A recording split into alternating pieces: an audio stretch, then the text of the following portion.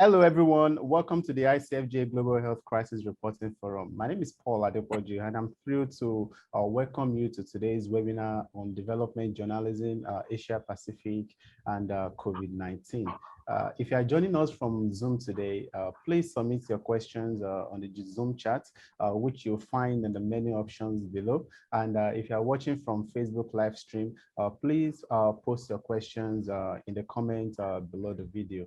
And on today's webinar is going to be a discussion and a practical discussion on three issues that you may want to look at them separately, but there are actually strong connections between them. So I'm talking about development journalism, I'm talking about Asia Pacific region, and COVID-19. And we have a veteran and experienced and well-versed journalist that will be helping us in understanding, having better grip of these three interlinked issues. So, and she's Amruta Byatnal, and she's the associate editor for Devex. Amruta, how are you doing today? I'm good, Paul. Thank you so much. Thanks for having me.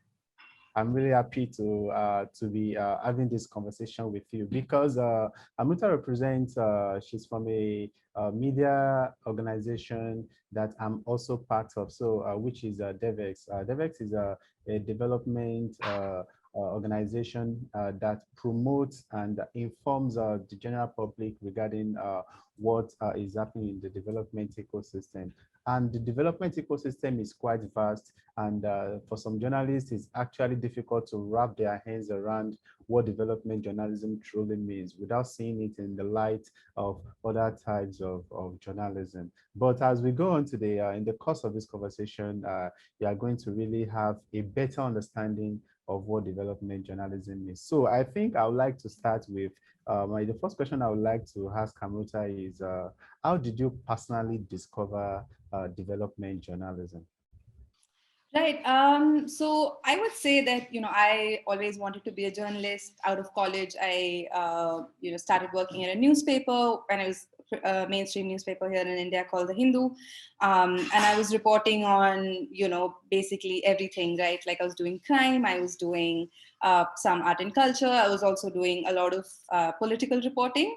But part of that and what sort of interested me and I wanted to do more of was sort of going into the rural areas and reporting on the ground and reporting about agriculture and reporting about the issues that were not sort of as strongly represented in mainstream media. But after 4 years of doing that, I kind of felt that I needed to equip myself with more information and more knowledge. And that is why I did a master's degree at Cornell University. I did an MPA in international development, which sort of, again, like really opened doors and exposed me to the global conversation around international development and how that related to what was happening here back at home. And once I was done with that, I worked with another news organization called News Deeply. And at the time, we were focusing solely on malnutrition. So that, again, was a combination of what I had studied in international development, but also what I reported on back home here.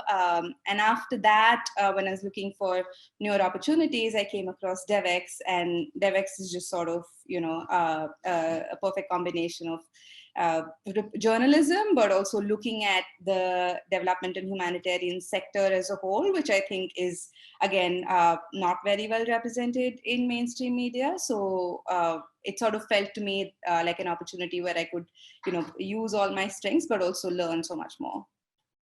Wow, that's really good. And now, if you look at COVID-19 and the kinds of stories that we report on in the development ecosystem, prior to COVID-19, there were concerns, there were schools of thought about what ought to be the priority in order to have direct impact on the lives of individuals that major global programs are expected to be impacted. So looking back at how development journalism was prior to COVID-19 and which earlier concerns did COVID-19 affirm as from the angle of what we are saying, and what do you think COVID-19 as what do you think development journalism got wrong about global health. Mm-hmm. Yeah, you're right in that, COVID-19 just really put global health in the center, right? And there was no way to really escape that. But the one thing that we got wrong was, I guess, like just focusing on the health aspect itself. Because in the beginning of the pandemic, if you remember, we were talking about social distancing, we were talking about masking, but not really looking at what the socioeconomic consequences of that would be for the underprivileged and for people who are not able to sort of do that. Even from the WHO at the time, the messaging that was going out was wash your hand 20 times. But then that's what happens when you sort of look at things in a siloed manner, right? How are you going to wash your hands if there is no running water available? And that was something that we didn't ask as much in the beginning, but I think over the last year, 15 months now, these sort of fissures have been exposed, and that has led us journalists to sort of explore that even more. Oh, yes. Then in the context of looking at how Devex has been reporting COVID-19, what do you think Devex is doing differently that other news outlets are not doing?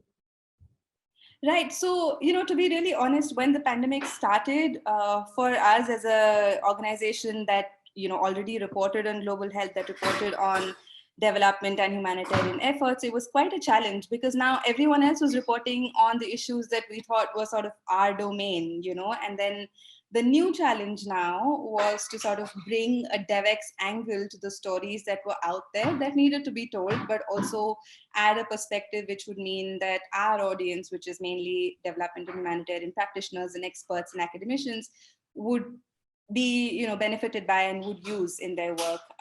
So in that sense, we kind of reoriented our reporting, and this best also, Paul, because you've been the one reporting these stories, and I'm sure your editors have also gone back and forth with you in terms of really sharpening the Devex angle. And when I say the Devex angle, it really means looking at what are the processes that are happening on the ground, what decisions are being made, who are the people behind these decisions, how can we sort of reveal that but also explain that more to our audience. So I feel like our reporting has definitely maintained our strength, but it has also gone deeper in that sort of explainer route. We've taken deep dives in specific topics. Our global health reporter, Jenny Ravelo, who's in Philippines, continues to sort of keep in touch with the WHO and the people there who are making these decisions and policymakers to kind of make these sort of seemingly complicated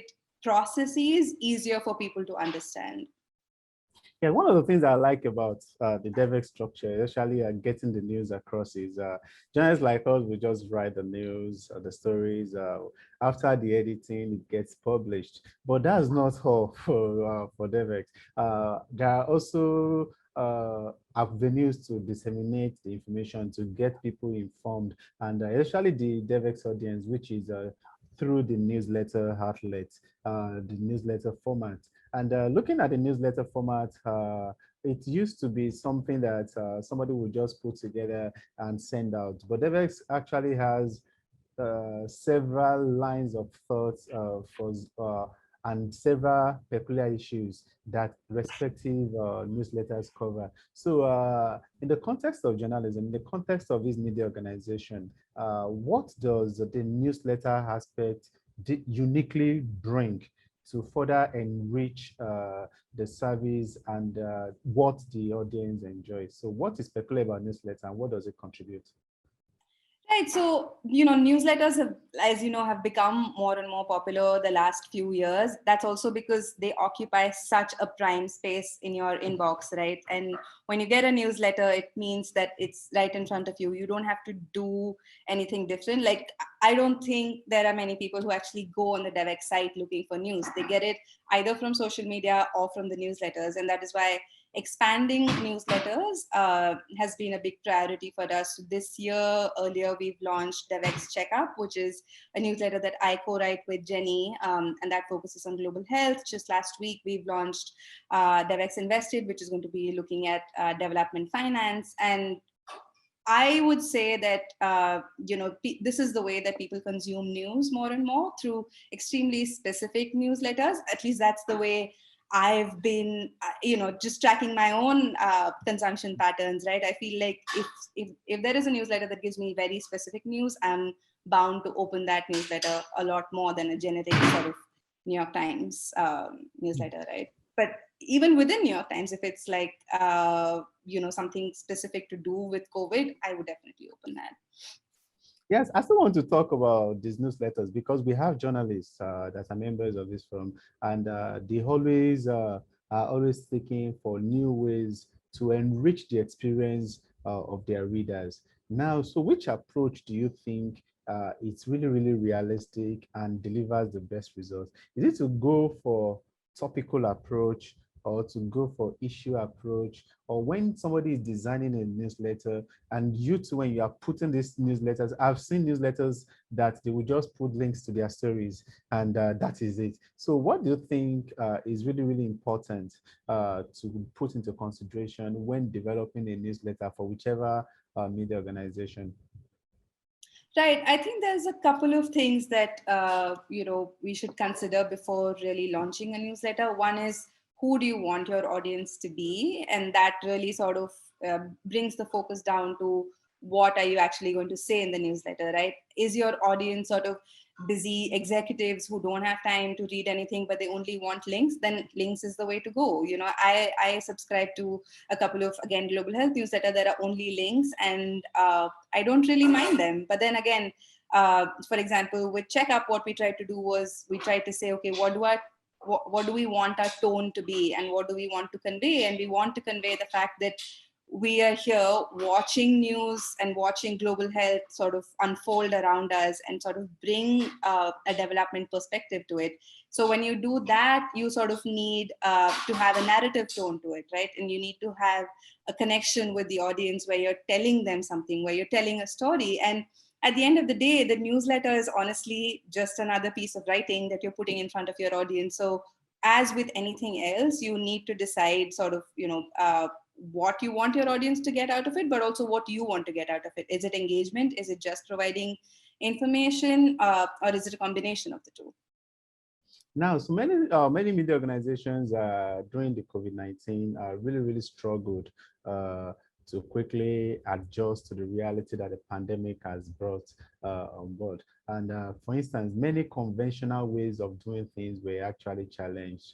And but Devex was able to actually quickly pivot and somehow adjust to the realities. I remember when Devex World that was supposed to hold in Washington was being promoted. There was this loophole that was this conscious messaging that this may not happen in the way we want it to be, but it's still going to be able to meet the needs of the people that are attending. So looking at how this whole pandemic has played out and how it has actually influenced how journalism is being practiced and the business of it is being run. So what do you think is going to be the long-term impact of the adjustments that we've already made to the pandemic? Which one do you think would no longer be the same that Devex as an organization will continue to hold on to and do it the same way it has been doing with the pandemic? Right. You're right in that, we had to pivot and we had to do it quickly. Also because, we were addressing and catering to the people who were, working on the pandemic. So we sort of had to change gears. But having said that, I feel like there have been so many lessons that we have learned over the last year or so in terms of looking at, okay, was this necessary? This thing that we had been doing for so many years, was it necessary? So for example, to answer your question in terms of what are things that are going to stay, I feel like traveling for conferences, for example, right? We've been doing that for a while, but this entire year has put that into perspective in terms of thinking, how much do we need that? I mean, yes, it's required for networking and it's required to sort of understand how this ecosystem functions, but can we do that remotely, right? It has also put a focus on sort of, who are the voices that we're trying to highlight, right? Throughout this year, we've tried to get a lot more local reporters on the ground to report stories for us, and which I'm really thankful for, because it has sort of raised questions in terms of who is telling the stories that we're giving a platform to, but also whose voice is necessary.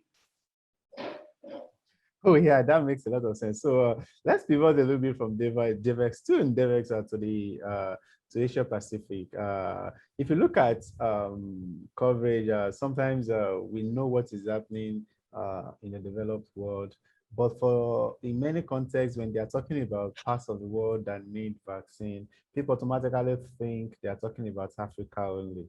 And so, in the scheme of things, in the prioritization of which global region to report on. How do you think journalists have been reporting?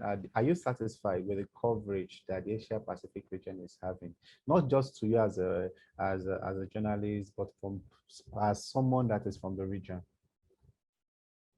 I'm so sorry, Paul. I didn't really hear that question. Can you please repeat that? Okay. So now my question is this. Automatically, when many individuals hear that they're talking about poor access to vaccine nationalism, they always think Africa is the region that they are talking about. So looking at the scheme of things, looking at how Asia Pacific is being reported, do you think the region is being covered as much as it ought to? And for you as somebody from the region, do you think we are covering all the basics, or we are still having some stereotypes that are being left that are having impact in how we report on the region? Right. You're right in that, earlier on in the pandemic, the focus was so much on Africa, right? And almost negatively, and it was almost like people were waiting for the continent to fail in terms of how it handled the pandemic. But that also meant that some of the success stories that were coming out of the Asia Pacific region were ignored. So, for example, we didn't hear for a long time in mainstream media about how Vietnam had done so well in controlling the pandemic. We hadn't heard in terms of why cases had been down in countries like Cambodia. What were sort of the efforts that were being done even in countries like India. So, for example, in the first wave where we handled things pretty well, a lot of the news was again focused on what went wrong versus what could have worked, right? And these are the lessons that other countries could have taken from this region, and I definitely feel like that was ignored. And the other part of what was ignored was also the needs and the necessities of countries. And I feel like we've written this. So our reporter in Australia, Lisa Cornish, writes about the Pacific Islands and their sort of requirements, and I don't think we've seen reporting on that a lot either, in terms of how these remote islands of people who are not really connected but don't really get equated with the sort of need or the poverty in Africa are dealing with the virus. So I feel like there have been different kinds of access issues, but there have also been different kinds of blind spots in journalism that were not really covered. Well, personally, did you see you talked about positive news that were missed? Did you see developments like the existence of Serum Institute that is now one of the epicenter of vaccine production globally? I think producing more doses. Do you think anybody picked on that? That maybe such capabilities does not peculiarly exist in the West, but still in country like India. So did you were you worried about that stereotypes actually had any influence on how COVID-19 has been reported? Yeah, absolutely. I mean, I feel like Serum Institute didn't come in the news, and a lot of people hadn't heard about it until they had that deal with Oxford and AstraZeneca. But also, once that happened, there was a different kind of stereotype that emerged, right? Which was that, okay, to sort of make them into this messiah organization and sort of look at their journey, and they are millionaires in every right? So that is again the danger of falling into new stereotypes as things evolve. And as we've seen recently, so Serum Institute is not actually going to, give vaccines at the same cost to even different levels of Indian government, and they're going to be selling it in the free market. So that kind of raises the question of, did we not probe them enough, and did we not question them enough? And did we just sort of take it for granted that because it is, an organization that exists in India, we're just going to get things for free? For example, their commitment to COVAX was lauded, rightly so. But again, like, did we take into consideration that promises were made which are not going to be fulfilled, and now other countries are sort of going to be waiting because they're now only going to be producing 100% for India?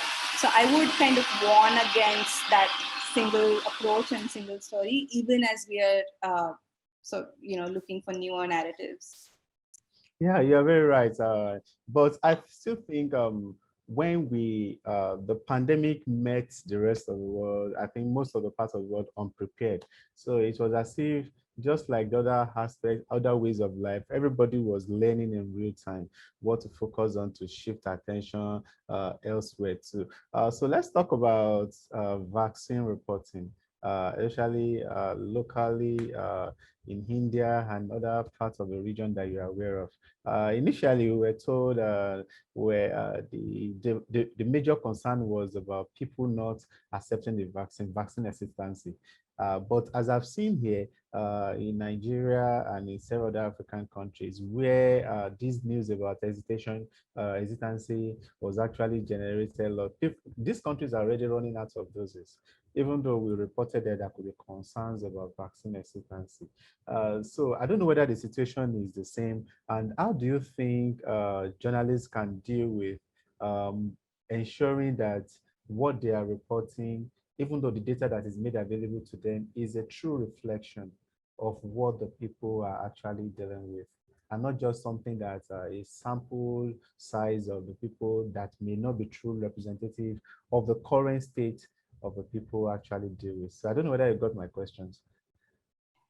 No, I think that makes a lot of sense, right? So if I got your question right, you're asking how do we make sure that we get the bigger picture right and not really just rely on bits of information that are given to us, especially in the context of vaccines and vaccine hesitancy. So I would like to answer that with an example. Afghanistan, as you know, has been going through a lot of violence, but also they have historically had vaccine hesitancy. And then obviously with COVID-19, it raises the question of how the vaccination program is actually going to be held. So on paper, even if we can see that the COVID-19 vaccines, the willingness to have the COVID-19 vaccine is there, I guess the other question to ask is also about how the country has done historically and what it sort of, what the ecosystem in the country is and how does it set itself up for what is to come. So if you've seen the news in the last couple of weeks, healthcare workers were murdered for polio immunization. And now, are we really thinking of polio when we're talking about COVID? And should we be really thinking of, polio and other diseases? Maybe we should be, because they're also interconnected.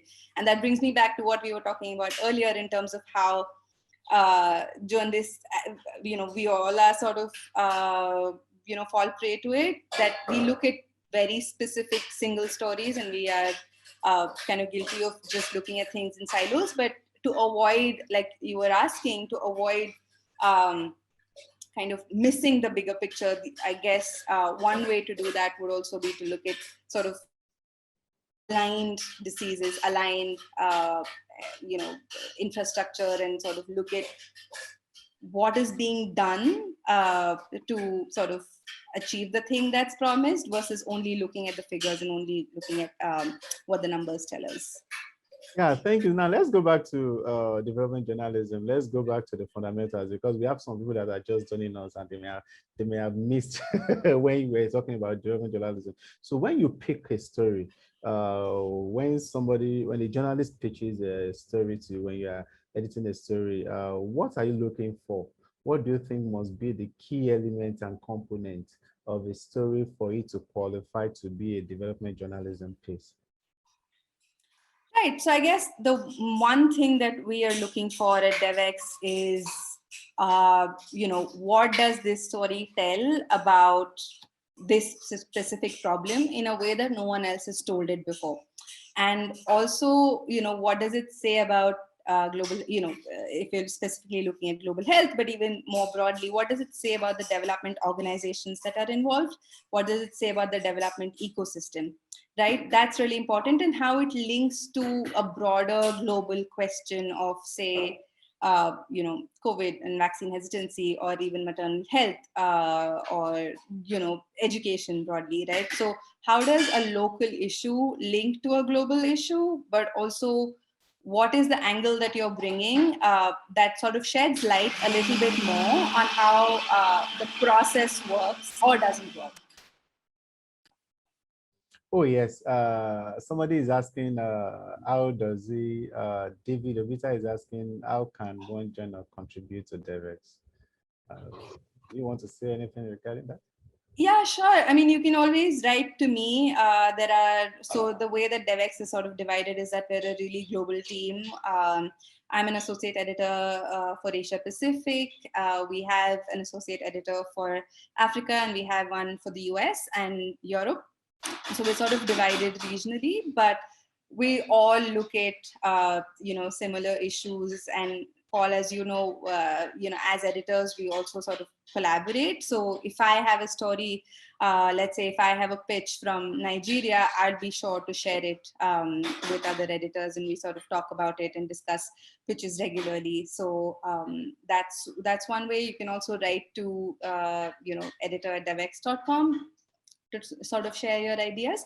But I would say that one main thing that we've sometimes noticed in the stories that we don't take is that people haven't read other Devex stories, right? And like I was saying before, we are a niche news organization, so it means that there's a specific Devex angle that we're looking for, and if you read other Devex stories, it's sort of easy to figure out what exactly it is that would kind of qualify that fit. So I would just make that request. So I agree with you. Many journalists don't really take time to actually read the kind of news publications that the platform they desire to write for actually publishing.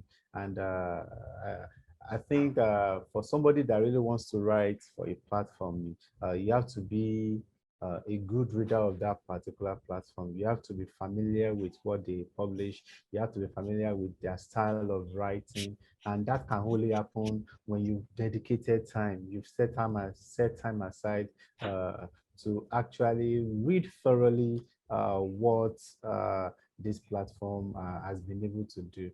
Then let's talk about experimentation with different tools, different approaches to publishing stories for story consumption. I think Devex has a pro service for paid users, and there are also some media organizations that are struggling to have that particular arrangement, so that they are able to achieve sustainability and financial independence over a long period of time. So, what can you say about subscription-based service in the present day of journalism, and what category of organization do you think should consider running that kind of service? right. I mean, I feel that subscription journalism is really sort of the future, because if there's one thing that kind of incentivizes journalism, is the fact that the organization itself is kind of well supported. For Devex, as you know, that kind of support comes from various different arms, and Pro is definitely a big part of it. Pro subscribers are a big part of it, which is a paid service. And I would say that, it's also about how an organization or a publication really wants to distinguish itself with its readers, right? Again, like as we said about newsletters, if you have a paid subscription, then you have to be very sure about what you're offering your readers. And with Devex Pro, we're pretty sort of clear about what that offers. A Devex Pro membership gives you insider news about the development and humanitarian sectors. It gives you sort of more in-depth information, which is more kind of wonky but niche, and also kind of gets you into the weeds of uh, the big news of the day. So it sort of goes one level down. And that kind of enables us to put a premium on that kind of news, right? So I guess it's also for organizations to decide what their premium is and what it is exactly that the audience are paying for. So it's not about just putting a paywall on a story that they can anybody can actually Google and still get elsewhere. Do you agree with that? Yes, absolutely. So, if we put, so at the beginning of the pandemic, we made a very conscious decision of not putting COVID-19 news behind a paywall. So part of it is that, like, how much of it do you want to kind of leave open because some news should be free, but the other part is also what is it that they can't find with a simple Google search, and what is, you know, the extra information that you're offering them. So in the development ecosystem, there are lots of international organizations that are playing major active roles. Now, what is the focus? How do you bring about, how do you localize uh, international development policies, international development regulations that you think, how do you identify the ones that are relevant to everyday people? And how do you now escalate or propagate or make this particular hyperlocal news to be relevant to the international development community? Right, that's a really good question, and it's something that we kind of deal with on a day-to-day basis. So, for example, the idea is to look at local news, but also see how it relates to the global kind of picture, right? And really look at what is it that the global picture is missing that the local angle can really tell us. So I guess it's a daily kind of negotiation of looking at what is the story that we want to tell and how can we bring in a local angle in a way that sort of highlights what's happening on the ground, but also adds to the conversation that's already out there. Then is that an easy task for you to do as an editor? Especially when you have a writer that only wrote from his local perspective. Yeah, I mean, I think it's definitely a collaborative sort of work between the reporter and the editor to kind of figure out what is the angle that we want to go with, what do we want to highlight more, and kind of what is the local angle, or what is the local story that hasn't been told so far that can be useful for our audience. Now, do you think when COVID-19 is gone, when everybody has access to vaccines, what do you think is going to be the long-term impact of the pandemic on development journalism? I mean, one part of it is always going to be health, right? Like the pandemic has really put, the spotlight on global health, and that is, I hope that is something that we continue to, keep writing about even after the pandemic is over. So I would say that's a good thing because it has also highlighted how we have ignored issues in the past that are now kind of coming to the fore. The other part that I would say is that funding definitely has gone down for so many other aspects of development, and that will also continue to shape the kind of journalism that we do about these issues. Because if funding has gone down, it also means that the PR machinery around these issues has gone down, and then it would, be in the hands of journalists to sort of look for these issues and look for the kind of topics that are ignored, and issues that were talked about before the pandemic but suddenly sort of disappeared, or to look at sort of where the funding has gone but also where it hasn't gone. And within Devex, again, because this is something that we sort of think about on a day-to-day basis, and funding is a big part of how we cover the news. What we've done specifically for COVID-19 is that since the beginning of the pandemic, again, our data reporter Lisa Cornish has kept a sort of database almost of where is the funding going, what is it missing, but what is it also hitting, and what are the priorities and what are the trends. And that is something I think that development journalism will really need to focus on going forward, because there are so many issues that have been ignored in the past 15 months that we won't be able to afford to anymore. Do you think development journalism is going mainstream? Solutions journalism seems to be what everybody's interested in now. So do you think development journalism has also gotten that popular and better structured outside the Devex ecosystem? Yeah, definitely. And that's great for all of us, right? I mean, I feel like that kind of allows the lay reader to get a hang on issues that were considered to be niche earlier. And it also gives us as journalists an opportunity to tell the stories that we probably wanted to, but didn't have a platform for in the past. And now we do. But yeah, you're right in that in the last year, at least, right, we've just seen, seemingly non-global health organizations talk about the pandemic, and I hope that just sort of continues in different ways once the pandemic is over.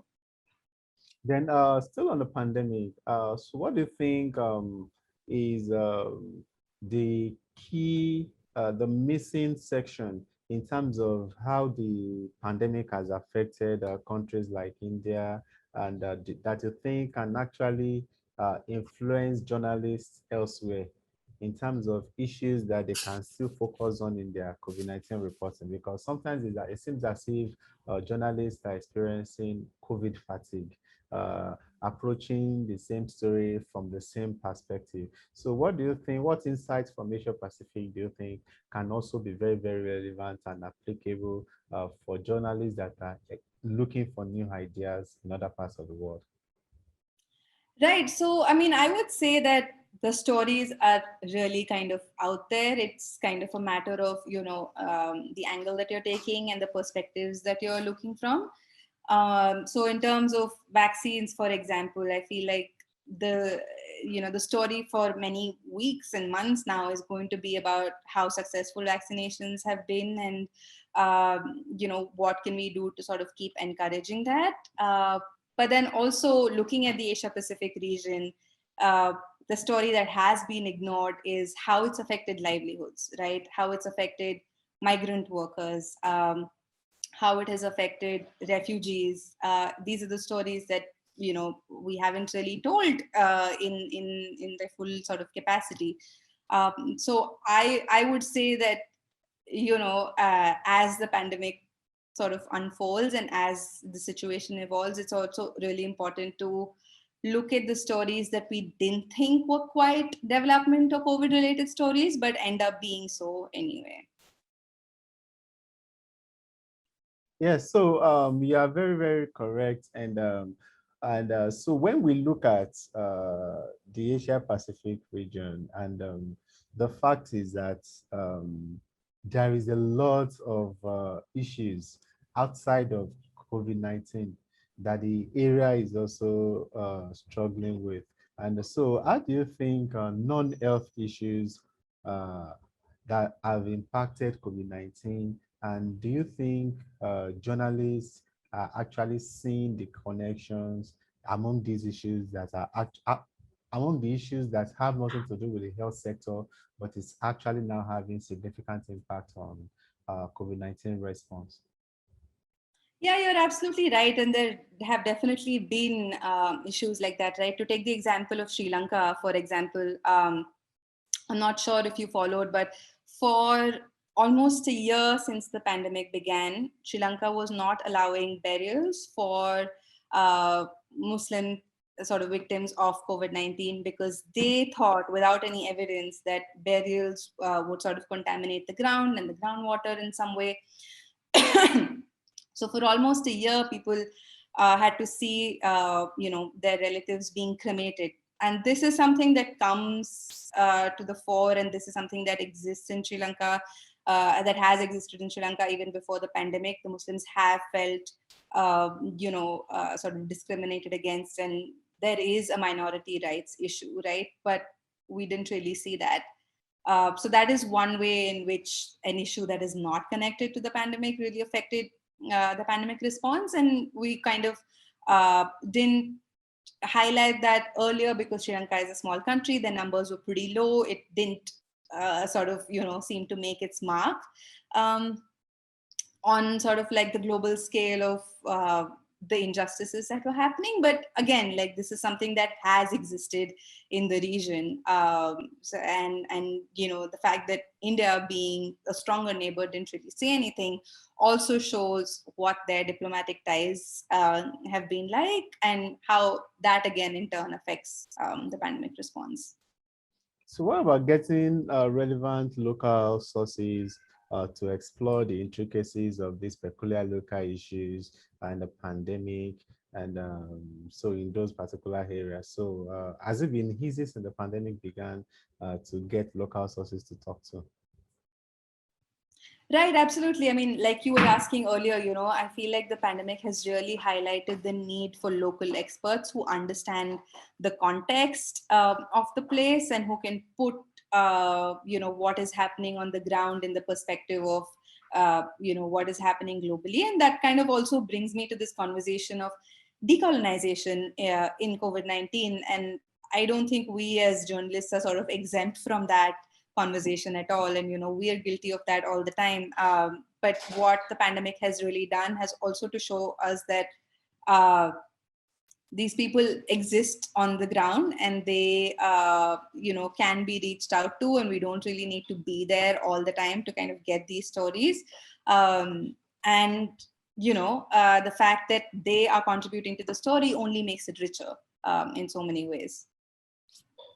Oh, yes, you're right. Once again, if you are joining us from Zoom, please submit your questions on the Zoom chat, which you'll find in the menu options below. And if you are watching from the Facebook live stream, please post your questions in the comments below the video, and I'll still get to some of them before the end of these very exciting conversation. So I'd like to ask you a question about how the people in your region responded. Week in, week out, there's always something to report about a particular vaccine, maybe probably not being effective against a particular strain, or let's say the reports about adverse effects of a particular vaccine. If you look at it from the health sector perspective, reactions like this, side effects, are a common occurrence when it has to do with products, when it has to do with drugs. But COVID-19, with COVID-19 vaccines development, it seems as if the media continues to be fixated on reporting this very, very rare side effect. So what do you think? Personally, do you think this approach is well justified? And how do you think this continual fixation on the side effects of these particular vaccines has impacted vaccine acceptance or hesitancy in Asia Pacific region? Right, Paul, as you rightly point out, these kind of side effects exist with any drug and as any kind of vaccine. I think part of the hesitancy with COVID-19 especially comes from the fact that these vaccines have been developed in a very short period of time. And while that is something that we should be thankful for, I think we should also, as journalists, continue to kind of examine and question the side effects. But I guess, like with everything else in journalism, it's a question of balance, and it's a question of, what are the questions you're asking, but also how you putting that in context. For example, if we sort of talk about blood clots that are happening because of the vaccine, but also talk about the blood clots that happen, for example, due to birth control pills, then that kind of puts things in perspective, right? I think what sort of fuels misinformation and panic is the fact that these kind of adverse events are presented as sort of things that have only happened in COVID. But if you talk to experts, if you talk to health reporters, that this is something that has existed, and it is something that needs to be questioned, and it needs to be something that we kind of keep exploring, but also that it doesn't mean that you kind of shy away from vaccines totally. So how does COVID-19 and vaccine misinformation, how did it play out in India? Let's be more specific, in New Delhi, where you are. How does it play out? And do you think people in the region have been able to totally overcome health misinformation? Right. So here in Delhi, misinformation came in different forms. Earlier on in the pandemic, around this time last year, so there was a big religious congregation that was held, which is a Muslim congregation. And once that ended, there was this news, and again, like all these rumors spreading about how much the virus had spread because of this congregation. And while there were concerns around social distancing and masking, and we were still at the beginning of the pandemic then, and we didn't quite know how it was being transmitted, I think it kind of went to the extent of really sort of othering, the Muslim population in the city and where they were staying here. So, I mean, I feel like it did two things. It kind of built this mistrust about a specific community, but it also spread news in a way that was hard to kind of reconcile with, right? And it was hard to kind of beat all the rumors with positive news. So a lot of organizations tried to do sort of fact checks, and they tried to do an in-depth analysis of how this congregation had really been organized. But I feel like, as always, rumors spread faster than actual news, right? Yeah, let's take a break from my own question and take this one from Rabia Mushtaq, who is from Pakistan. I think like one of the other questions we've had, Rabia is also interested in contributing to Devex. And so the question is that, I think out of all the questions, I think the question that you can take is what story angles would you be more interested in? What story angles do you think Devex would be more interested in? And to get from freelancers, especially from Pakistan? Yeah, I mean, I feel like Pakistan right now is an interesting country, and I'm definitely, looking for pitches because, as we go forward, we'll be looking at how the vaccination drive is actually implemented, what is people's reaction to the vaccine, but also, how that affects other aspects of global health in the country. So that's something that I'm looking at. We did a story sometime around last year in terms of how, like I was talking about Afghanistan, right? So it's a similar case in Pakistan, about how the polio vaccination drive has taught lessons for us to learn for COVID-19. So that's something I think is going to be an issue that will keep being interesting for an organization like Devex. The other issue is also about debts and the kind of loans that Pakistan is taking from countries like China, from countries like the US, and what that sort of means for development in the country, and if that has changed at all, right? So looking at bigger picture trends, but also who are the actors who are sort of playing a big role in this. Are there any issues that are getting more focus? Are there issues that are not getting any focus at all? That, and also looking at local organizations. Who are the local organizations on the ground? What work are they doing? How are they being supported by external aid organizations, or even sort of the government within the country? I think all of these issues are something that will be really interesting for our audience at Devex. Yeah, so let's talk about issues that affect journalists one-on-one, which is press freedom. I think next month, uh, the uh, the world will be celebrating press freedom. And so, what do you think? Personally, I like personal views about issues.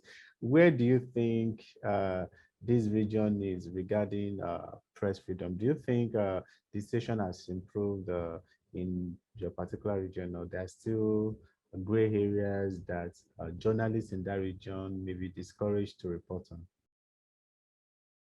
Yeah, I mean, unfortunately, countries in this region don't do too well on the press freedom index, right? Like India itself has been featuring pretty low.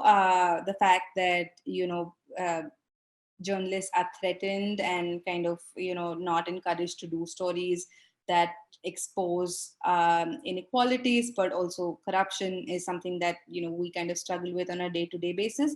The way that that affects development journalism is, I think, that means, fewer and fewer people want to do this kind of investigative journalism. They're obviously scared for their lives. But it also means that the ecosystem doesn't exist where you can, freely ask the questions that you want to ask. And I have seen myself how that has really affected the quality of journalism in India, but also in neighboring countries. But so if you look at developing journalism, sometimes you don't see it as an area and as a type of journalism that would put the life of journalists at risk. So what peculiar danger do you think development journalists face in Asia Pacific? I mean, I would say, to be really honest, that the danger that we face as development journalists is not kind of like almost as like, is it going to be, a threat to our lives, but to kind of look at development as a sector that needs to be reported on and not just do only positive stories about, right? And I think that is something that we need to get out of, and that is the kind of threat that we have in terms of, as being journalists, to sort of fall into the trope of looking at any kind of funding as good funding, any kind of aid as good aid, but and not really kind of exploring the various aspects around that. So how far has the region gone regarding press freedom for journalists? Sorry, can you please repeat that, Paul? Press freedom in Asia Pacific. So has it improved? Has I it mean, I become would more say that difficult? there are definitely regions where it has improved. As you know, Thailand right now is going through a phase where, again, reporters are not kind of free enough to express their own, report freely. In Myanmar, which is undergoing a coup right now, press freedom like almost doesn't exist, and the stories that we're hearing from there are only because reporters are like literally putting their lives at risk to put out the stories. So I mean, I think in South Asia things are evolving, so things are probably better now in, say, like Bangladesh than it was a few years ago, but that's also because as the country has developed, there have been more and more resources that are put into journalism, and that kind of lets you uh, you know take a stance and sort of be more independent in that sense. So what do you think somebody that has been practicing journalism but not development journalism, let's say somebody that has been covering other bits, but is not interested in trying his or her hands on development journalism. So what do you think what is the advice you are going to give this person? Yeah, I mean, I would say that development journalism definitely needs more people who are, sort of digging deep into the sector and really looking at the different aspects of it. So I would say don't sort of be overwhelmed by how opaque the system looks. I think one of the things that we have discovered as Devex is that the sector itself definitely operates in silos, and that kind of holds you back from reporting on it as as like a full sort of at a full spectrum. But I would say, as for someone who's kind of starting out in development journalism, start looking at like specific angles and specific beats, right? So as you would do for any other kind of journalism, like maybe start looking at education, maybe start looking at climate change within the development perspective, and that will sort of like lead you to other issues that you might be interested in. It'll lead you to people that you like talking to and sort of want to get to know more, and that kind of leads you to more stories, as it always happens. So what do you think journalists should also avoid? Are there any secret sins for them to avoid in development journalism? I mean, I would, like I was saying before, I would say that the thing to avoid would be to sort of look at development as this as a sector that exists kind of external of any other sectors, and as a sector that sort of doesn't have the same kind of drawbacks of other sectors. I would say that look at it as any other beat. Look at it as a beat that has stakeholders that might want to put a certain kind of story out there, and your job as a journalist would be to sort of stay away from that and really look at what is it that people are not trying to show you. Now, when you, I always believe that these major development organizations, they have access to resources and data that journalists can actually access. But in sharp contrast to their local development organizations, sometimes you would want to do a particular story that looks at the major development issue, but the most recent available data may be one that was released in 2016 and 2017. So how do you reconcile the efficiency of global organizations with the limitations of local counterparts? So how do you do that when you work on cases? Yeah, I mean, that's a conversation that we have like really on a day-to-day basis at Devex, right? To sort of look at how do we make sure that the data that we have, however limited that might be, really reflects the situation on the ground. And the way to do that would be to combine data journalism with on-the-ground reporting. Really, there is no substitute for being out there on the field and talking to the people who are affected by the issues that we're writing about, and to sort of see what the data is hiding, but also what is it telling us about how things are on the ground. And if there is no data, it doesn't kind of stop at that, right? Like, I would say that that is a reflection of low funding, or the fact that there aren't enough trained people to collect the data, and that is also a global development story. Then what do you think are still the limitations for the full manifestation of development journalism? Oh man, I feel like we could have a whole new webinar just on this. But I mean, one main thing is funding. I feel like there are not enough organizations, even now, although things have improved, who want to kind of platform this kind of reporting. The fact that people's, attention spans are so limited. So the challenge that we always have as development journalists is to make seemingly bleak stories interesting, but also make sure that they're put into context. So I feel like even if the funding is sorted, the craft sort of is always evolving. So there are those two parts that we So since really the pandemic, yeah, I agree with you. Yeah. So since the pandemic forced a redirection or rethinking of many things, what new stuffs, what new skills have you personally acquired that you think COVID-19 has, what has been your own personal COVID-19 blessings as a journalist? Oh man, survival, I would say, like everyone else, right?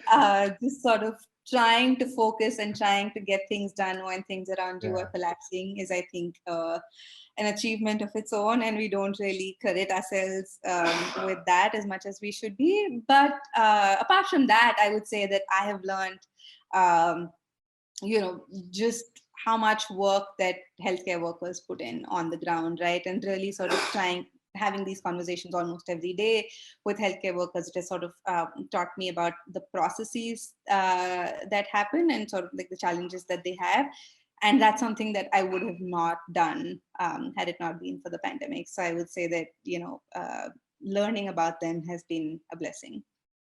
So going forward, what do you think the future holds? Do you think there is still space, opportunities for new organizations like Devex in the development ecosystem?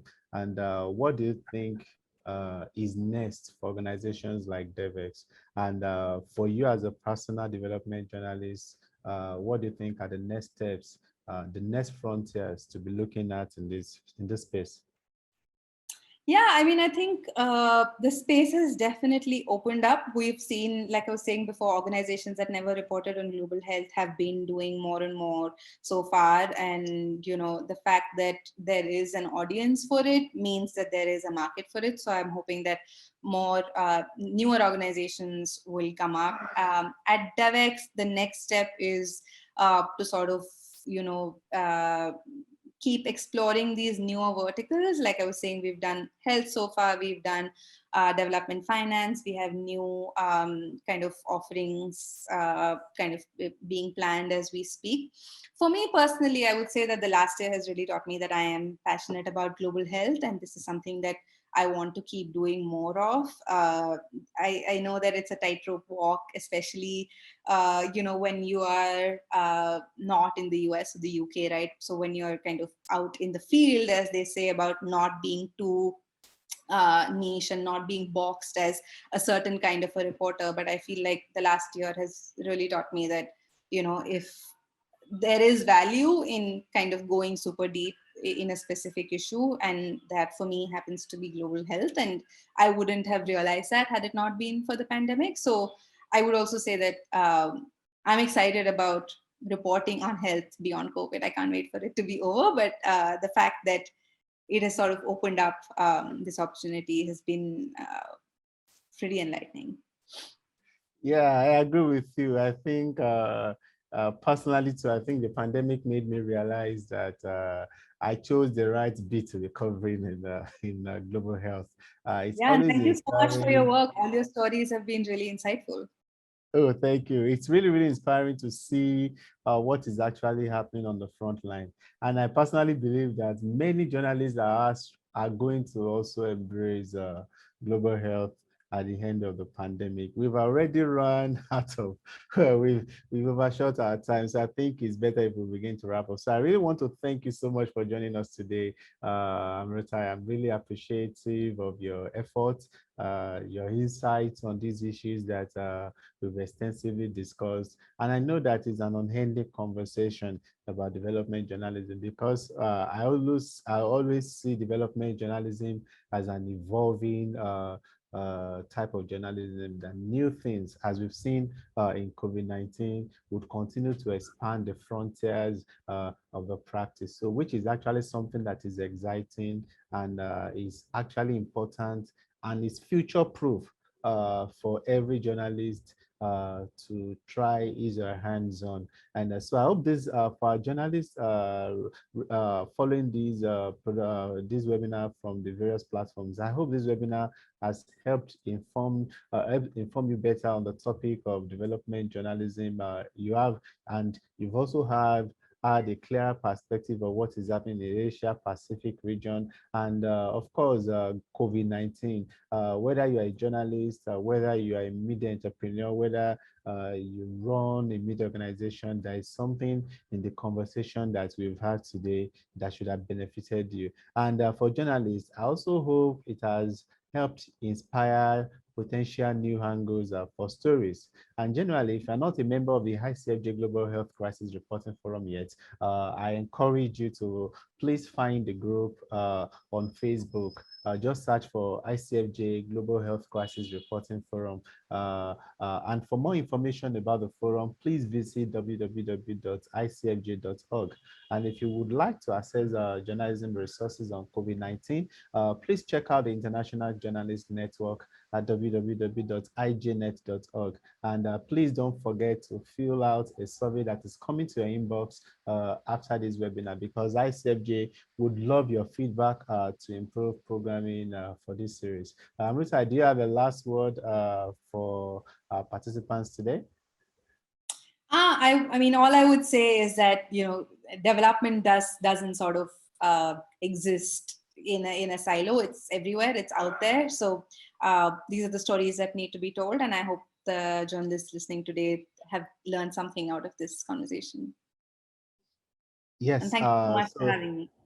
Yes, as you can see in the comment section, we are having lots of appreciation for your insightful insights on the issues. Sorry for all the questions we couldn't take, because it was really a powerful session. So on behalf of our participants and the entire CFJ, we really thank you very much, Amruta, and have a lovely day, and we wish you all the best in future endeavors. So thank you very much, and thanks everyone.